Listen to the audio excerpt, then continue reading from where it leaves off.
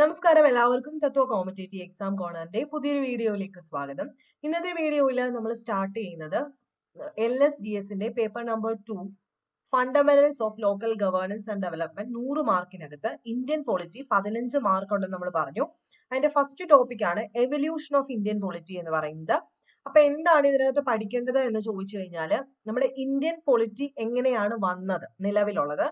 അപ്പം പലരും ചോദിക്കാം ഇന്ത്യൻ പൊളിറ്റിയുടെ ഏൻഷ്യൻ ഇന്ത്യ തൊട്ടിട്ടുള്ളത് പഠിക്കണമെന്ന്. വേണ്ട, നമ്മൾ പഠിക്കേണ്ടത് നമ്മുടെ പ്രധാനമായിട്ടും ഈ റെഗുലേറ്റിംഗ് ആക്ട് തൊട്ടിട്ടുള്ള ഒരു പോർഷൻ ഉണ്ട്, അവിടെ തൊട്ട് നിങ്ങളൊന്ന് നോക്കിയാൽ മതി. അപ്പൊ നിലവിൽ അത്രയും നോക്കിയാൽ മതി കേട്ടോ. നമുക്ക് ഏറ്റവും പരീക്ഷ ആവുന്ന സമയത്ത് ചിലപ്പോ ഇനി PSC അതാണ് ഉദ്ദേശിച്ചതെങ്കിൽ നമുക്ക് ഏൻഷ്യന്റും മുഗൾ ഹിസ്റ്ററിയുടെ ഒക്കെ ആ ഒരു പൊളിറ്റിക്കൽ സിസ്റ്റം പറഞ്ഞു വരാം, ഒറ്റ വീഡിയോ ആയിട്ട് പറയാം.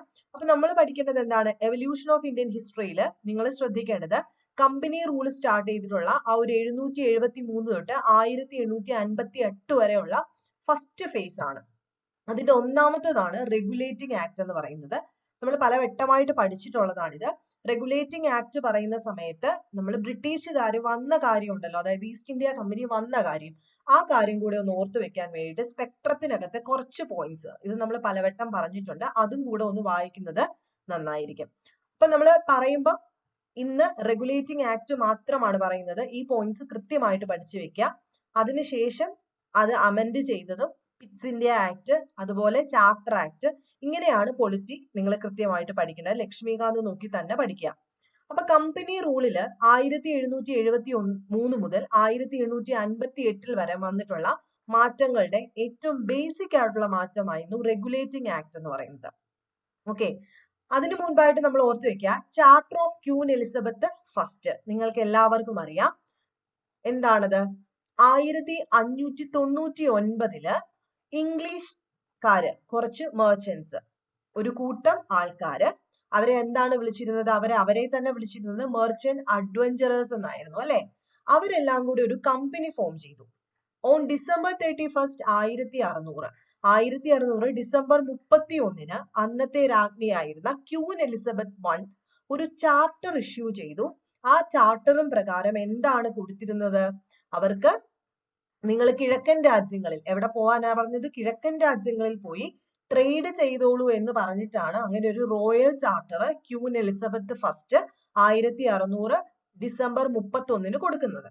അപ്പം അതിനകത്ത് എന്താണ് കമ്പനിയുടെ പേര് വെച്ചിരുന്നത്, governor and company of merchants of London trading into the East Indies എന്നായിരുന്നു ഇതിന്റെ മുഴുവൻ പേര്. അപ്പൊ ഈ ചാപ്റ്ററിനകത്ത് ഈസ്റ്റ് ഇന്ത്യ കമ്പനിയുടെ പേര് എന്തായിരുന്നു എന്ന് കൃത്യമായിട്ട് ഓർത്തു വെച്ചേക്കുക. Governor and company of merchants of London trading into the East Indies എന്നാണ് റോയൽ ചാർട്ടറിൽ ഇവരുടെ പേര് വെച്ചിരുന്നത്.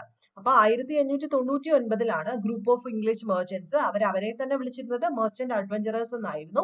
അവരൊരു കമ്പനി ഫോം ചെയ്തു. അങ്ങനെ 1600 ഡിസംബർ 31 ക്യൂൻ എലിസബത്ത് ഫസ്റ്റ് ഒരു റോയൽ ചാർട്ടർ ഇഷ്യൂ ചെയ്യുന്നു. അതും പ്രകാരം എന്ത് കൊടുക്കുന്നു, ഒരു 15 വർഷത്തേക്ക് ഓർത്തു വെച്ചേക്കുക, ഒരു മോണോപോളി കൊടുത്തു. 15 years വാസ് ഗ്രാൻഡഡ്. 15 വർഷത്തേക്ക് നിങ്ങൾ കിഴക്കൻ രാജ്യങ്ങളിൽ പോയി എന്ത് ചെയ്തോളൂ, ട്രേഡ് ചെയ്തോളൂ എന്ന് പറഞ്ഞിട്ട് ഒരു ചാർട്ടർ കൊടുത്തു.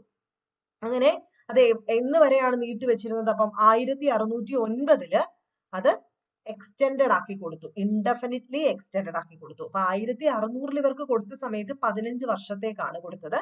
പക്ഷെ അത് May 1609 was extended indefinitely by a fresh charter.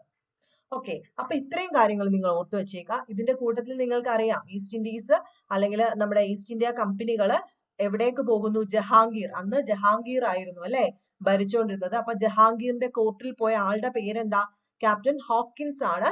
ജഹാംഗീറിന്റെ കോർട്ടിൽ 1609 ഏപ്രിലിൽ ചെല്ലുന്നത്. എന്തായിരുന്നു അവരുടെ ലക്ഷ്യം, ഒരു ഫാക്ടറി സ്ഥാപിക്കണം അല്ലെ, ഒരു ഫാക്ടറി സൂറത്തിൽ സ്ഥാപിക്കണം എന്ന് പറയുന്നു. അങ്ങനെ ജഹാംഗീർ അത് സമ്മതിക്കുകയും ശേഷം പിന്നീടുള്ള കാര്യങ്ങൾ ഹിസ്റ്ററിയിൽ വരുന്നതാണ്, നമുക്ക് അതിവിടെ വേണ്ട.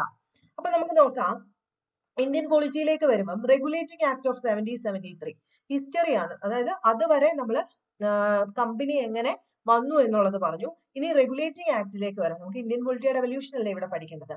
അപ്പൊ this act was a great constitutional importance. It was a first step taken by the British government to control and regulate the affairs of the East India company in India. അതിനുശേഷം നമ്മൾ ഹിസ്റ്ററിയിൽ പഠിച്ചിട്ടുണ്ട്, ഈസ്റ്റ് ഇന്ത്യ കമ്പനിക്കാർ വലിയ ആൾക്കാരായി, എല്ലാ കാര്യങ്ങളിലും അവർക്ക് control ഇല്ലാതെ ഇടപെടാനായിട്ട് തുടങ്ങി. ഈ സമയത്താണ് ക്രൗണില് അല്ലെങ്കിൽ ഗവൺമെന്റ്, ബ്രിട്ടീഷ് ഗവൺമെന്റ് ഇതിനകത്ത് ഇടപെടാൻ പോകുന്നത്. അതിന്റെ ഫസ്റ്റ് സ്റ്റെപ്പാണ് റെഗുലേറ്റിംഗ് ആക്ട് എന്ന് പറയുന്നത്. എന്താണ്? It was the first step taken by the British government to control and regulate the affairs of the East India company in India.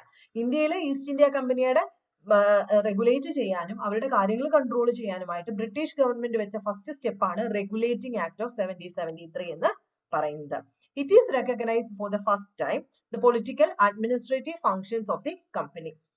ആദ്യമായിട്ട് അവരുടെ പൊളിറ്റിക്കൽ അഡ്മിനിസ്ട്രേറ്റീവ് ഫംഗ്ഷൻസിനെ കമ്പനി കൈകാര്യം ചെയ്യാൻ പോകുന്നു. അതുപോലെ തന്നെ it laid the foundation of central administration. ഇതോട് കൂടിയിട്ടാണ് ഒരു സെൻട്രൽ അഡ്മിനിസ്ട്രേഷൻ ഇന്ത്യയിൽ ഫൗണ്ടഡ് ആവാനായിട്ട് തുടങ്ങിയത്. അപ്പൊ വളരെ ഇമ്പോർട്ടന്റ് ആണ് റെഗുലേറ്റിംഗ് ആക്ട്. ഇനി എന്തൊക്കെയാണ് ഫീച്ചേഴ്സ് എന്ന് നമുക്ക് ജസ്റ്റ് ഇതിനകത്ത് പറയുന്ന ഫീച്ചേഴ്സ് ആദ്യം ഒന്ന് നോക്കാം. നിങ്ങൾക്ക് എല്ലാവർക്കും അറിയായിരിക്കും അല്ലെ, ഗവർണർ ഓഫ് ബംഗാൾ. അന്ന് ഏറ്റവും പ്രധാനമായിട്ടും ഉണ്ടായിരുന്ന പ്രസിഡൻസി ഏതൊക്കെയായിരുന്നു? ബോംബെ, മദ്രാസും ഒക്കെ ഉണ്ട്, ബംഗാളും ഉണ്ട് അല്ലെ. ഇത് മൂന്നെണ്ണമായിരുന്നു പ്രധാനപ്പെട്ട കേന്ദ്രങ്ങൾ എന്ന് പറയുന്നത്. അപ്പം ഇവിടെ ബംഗാളിലെ ഗവർണറെ ഗവർണർ ജനറൽ ഓഫ് ബംഗാൾ എന്നൊരു ടൈറ്റിലേക്ക് മാറ്റി. ഫസ്റ്റ് ഫീച്ചർ ആണ് it designated the governor of Bengal as the governor general of Bengal and created an executive council of 4 members to assist him.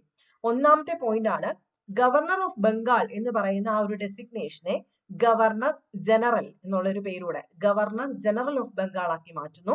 അതുപോലെ ഒരു എക്സിക്യൂട്ടീവ് കൗൺസിൽ ക്രിയേറ്റ് ചെയ്തു. അതിനകത്ത് 4 മെമ്പേഴ്സ് ഉണ്ട്. ഈ 4 members governor general of ബംഗാളിനെ assist ചെയ്യും. The first such governor general was Lord Warren Hasting. അങ്ങനെ ആദ്യത്തെ ഗവർണർ ജനറൽ ആയിരുന്നു ലോർഡ് വാറൻ ഹേസ്റ്റിംഗ് എന്ന് പറയുന്നത്. അപ്പൊ അദ്ദേഹത്തെ അസിസ്റ്റ് ചെയ്യാൻ ആരുണ്ട്? 4 മെമ്പേഴ്സ് ഉണ്ട്. അവരെ അറിയപ്പെടുന്നത് എക്സിക്യൂട്ടീവ് കൗൺസിൽ എന്നായിരുന്നു. അവരുടെ ജോലി എന്താ? നമ്മുടെ ഈ ഒരു ഗവർണർ ജനറലിനെ അസിസ്റ്റ് ചെയ്യുക. Okay. It made the governor of Bombay and Madras presidencies subordinate to the governor general of Bengal.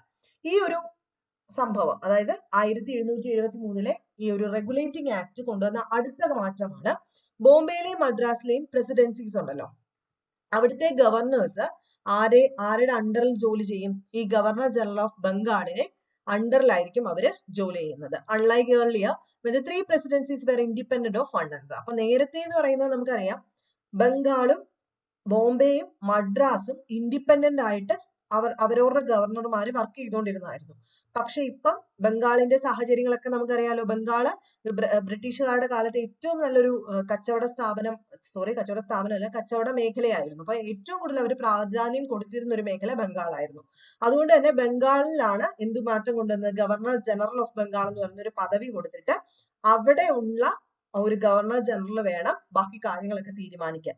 അതായത് ഈ ബോംബെയും മദ്രാസ് പ്രസിഡൻസിലെ ഗവർണർ എല്ലാം തന്നെ ഇയാളുടെ അണ്ടറിൽ വരും. ഇതുവരെ അവർ ഓരോരുത്തരും ഇൻഡിപെൻഡന്റ് ആയിട്ടായിരുന്നു, പക്ഷെ ഇനി അത് പറ്റില്ല. It provided for the establishment of supreme court. ഇത് സ്ഥിരം ചോദ്യമാണ്. 1774 സുപ്രീം കോടതി വരുന്നത് കൽക്കട്ടയില്. ഈ ഒരു റെഗുലേറ്റിംഗ് ആക്ട് പ്രകാരമാണ് ഈ ഒരു സുപ്രീം കോടതിയെ എസ്റ്റാബ്ലിഷ്ഡ് ആക്കുന്നത്. അവിടെ ഒരു ചീഫ് ജസ്റ്റിസും 3 ജഡ്ജസുമാണ് ആദ്യം ഉണ്ടായിരുന്നത്. ഒരു ചീഫ് ജസ്റ്റിസും 3 ജഡ്ജുകളും അടങ്ങുന്ന ഒരു സുപ്രീം കോർട്ട് കൽക്കട്ടയിൽ 1774 സ്ഥാപിതമായത് ഈ റെഗുലേറ്റിംഗ് ആക്ട് പ്രകാരമാണ്. It prohibited the servants of the company from engaging in any private trade or accepting present or bribe from the natives. നമുക്കറിയാം പലവട്ടവും ഈസ്റ്റ് ഇന്ത്യ കമ്പനി കൊണ്ടുവന്ന ഒരു പ്രധാനപ്പെട്ട പ്രശ്നം എന്തായിരുന്നു? നാട്ടുകാരിൽ നിന്നുമൊക്കെ അല്ലെങ്കിൽ ഈ പ്രമുഖന്മാരായിട്ടുള്ള ആൾക്കാരിൽ നിന്നൊക്കെ ഗിഫ്റ്റുകൾ സ്വീകരിക്കും. അതുപോലെ ഇവർക്ക് ഇഷ്ടമുള്ള രീതിയിൽ അവർ പ്രൈവറ്റ് ട്രേഡ് നടത്തിക്കൊണ്ടിരുന്നിട്ടുണ്ടായിരുന്നു. പല ആൾക്കാരും ഈ ഈസ്റ്റ് ഇന്ത്യ കമ്പനിയുടെ ഭാഗമായിരുന്ന പല ആൾക്കാരും പ്രൈവറ്റ് ട്രേഡ് നടത്തി പണക്കാരായി. റോബർട്ട് ക്ലൈവിന്റെ ഒക്കെ കാര്യം പറയില്ലേ, അദ്ദേഹം ആത്മഹത്യ ചെയ്ത് അതായത് കണക്കില്ലാതെ സമ്പാദിച്ചു. അതുപോലെ മറ്റാൾക്കാരിൽ നിന്നും നേറ്റീവ്സിൽ നിന്നും ഒക്കെ ഒരുപാട് പ്രസൻസ് ഒക്കെ വാങ്ങിച്ചിരുന്നു. ഇനി തൊട്ട് അതൊന്നും പറ്റില്ല എന്ന് പറഞ്ഞത് 1773 റെഗുലേറ്റിംഗ് ആക്ട് ആണ്. അതുപോലെ it strengthen the control of British government over the company by requiring the court of directors to report on its revenue, civil and military affairs in India. അതായത് കോർട്ട് ഓഫ് ഡയറക്ടേഴ്സ് എന്ന് പറയുന്ന ഒരു കമ്പനിയുടെ ഒരു governing ബോഡിയെ കൊണ്ടുവന്നു. അവരിലൂടെ വേണം അല്ലെങ്കിൽ അവരെ അറിയിച്ചുകൊണ്ടിരിക്കണം എന്ത്? റവന്യൂ, സിവിൽ, മിലിറ്ററി അഫയേഴ്സ് എന്തൊക്കെ കാര്യങ്ങളുണ്ടോ അതെല്ലാം കൺട്രോൾ ചെയ്യുന്നതും അല്ലെങ്കിൽ അവരിലേക്ക് വേണം റിപ്പോർട്ട് ചെയ്യാനായിട്ട്. അങ്ങനെ ബ്രിട്ടീഷ് ഗവൺമെന്റിന്റെ കൺട്രോള് ഇന്ത്യയിൽ കൂട്ടിക്കൊണ്ടുവന്നതും ഏത് ആക്ട് ആണ്? 1773 റെഗുലേറ്റിംഗ് ആക്ട് ആണ്. അപ്പൊ ഇത്രയും കാര്യങ്ങളാണ് ടെക്സ്റ്റ് ബുക്കിനകത്തുള്ളത്. നമുക്ക് ഡീറ്റെയിൽ ആയിട്ട് ഒന്നും കൂടെ നോക്കാം എന്തൊക്കെയായിരുന്നു കീ പ്രൊവിഷൻസ് എന്ന്. ഒന്നാമത്തെ നമ്മൾ പറഞ്ഞതുപോലെ തന്നെ എന്താണ് ഗവർണർ ജനറൽ ഓഫ് ബംഗാൾ എന്ന് പറയുന്ന ഒരു ഡെസിഗ്നേഷൻ ആദ്യമായിട്ട് കൊണ്ടുവന്നു അല്ലെ. അങ്ങനെ കൊണ്ടുവന്നു. The office of the governor of Bengal was redesignated as the office of the governor of the presidencies of Fort William അല്ലെങ്കിൽ ഗവർണർ ജനറൽ. മറ്റൊരു പേരാണ് എന്താണ് office of the governor of the presidency of Fort William. അങ്ങനെയും പറയാം, governor general of Bengal എന്നും പറയാം. Warren Hasting ആയിരുന്നു ആദ്യത്തെ പേഴ്സൺ എന്ന് പറയുന്നത് ഇങ്ങനെ ആയത്. അതുപോലെ നമ്മൾ പറഞ്ഞു ഒരു എക്സിക്യൂട്ടീവ് കൗൺസിൽ അദ്ദേഹത്തെ അസിസ്റ്റ് ചെയ്യാനായിട്ട് കൊണ്ടുവന്നു. 4 മെമ്പേഴ്സ് ആണ് അതിനകത്ത് ഉണ്ടായിരുന്നത്. ഗവർണർ ഓഫ് ബോംബെയും മദ്രാസ് പ്രസിഡൻസീസും ഇദ്ദേഹത്തിന്റെ സബോർഡിനേറ്റ് ആയിട്ട് വർക്ക് ചെയ്യണം. അതുപോലെ governor general of Bengal as the ultimate authority. അതിന്റെ അർത്ഥം എന്താ? ഇനിയും തൊട്ട് ഗവർണർ ജനറൽ ഓഫ് ബംഗാൾ ആയിരിക്കും മൊത്തത്തിൽ കാര്യങ്ങൾ കൺട്രോൾ ചെയ്യുന്നത്. മറ്റത് ഇൻഡിപെൻഡന്റ് ആയിട്ട് ഇവർ 3 പേരും വർക്ക് ചെയ്യുമായിരുന്നു. Then establishment of supreme court at judicature of at Fort William. എവിടെയാണ്? കൽക്കട്ടയിൽ. ഫോർട്ട് വില്യം എന്ന് പറയുന്നത് കൽക്കട്ടയില് 1874 എന്ത് വന്നു? സുപ്രീം കോടതി വന്നു. ആ കൽക്കട്ടയിൽ വന്ന സമയത്ത് ഒരു ചീഫ് ജസ്റ്റിസും 3 ജഡ്ജിമാരുമായിരുന്നു ഉണ്ടായിരുന്നത്. അതിനുശേഷം court extended to all areas lying under the Bombay, Madras and Bengal presidencies. Okay, അതിനുശേഷം ഓർക്കുക റീഫോം ടു കർബ് കറപ്ഷൻസ്. നമ്മൾ ലാസ്റ്റ് പറഞ്ഞ പോയിന്റ് ആണ്. നേരത്തെയൊക്കെ എന്ന് പറയുന്നത് ഗിഫ്റ്റുകൾ ലോക്കൽ ആൾക്കാരിൽ നിന്ന് വാങ്ങിച്ചിരുന്നു, ഇപ്പൊ അതെല്ലാം ഒഴിവാക്കി. ഇത്രയുമാണ് റെഗുലേറ്റിംഗ് ആക്ടിനകത്ത് നിങ്ങൾ കൃത്യമായിട്ട് ഓർത്ത് വെച്ചിരിക്കേണ്ടത്. കാര്യം കൃത്യമായി പഠിച്ചോ ഇല്ലയോ എന്നുള്ളത്, ഇതുപോലെ തന്നെ മതിയോ എന്നൊക്കെ താഴെ ഒന്ന് കമന്റ് ചെയ്യുക. പാർട്ട് 1 ആണിത്. നെക്സ്റ്റ് ക്ലാസ്സിൽ നമ്മൾ അമെന്റ്മെന്റും പിറ്റ്സിന്റെ ആക്ടും ഇങ്ങനെ ഓരോന്ന് കവർ ചെയ്യും. പിന്നെ നിങ്ങളോട് പറയാനുള്ളത് ഇത് എത്ര വലിയ ടഫായിട്ടുള്ള ഒരു ഏരിയ അല്ല. 15 മാർക്കിന് നമ്മൾ ഇത്രയും കാര്യങ്ങൾ പഠിക്കുമ്പോൾ കൃത്യമായിട്ട് പഠിക്കുകയാണെങ്കിൽ ഈ 15 മാർക്കും ഈസി ആയിട്ട് കിട്ടാവുന്നതേ ഉള്ളൂ. നെക്സ്റ്റ് വീഡിയോയിൽ കാണാം. ബൈ.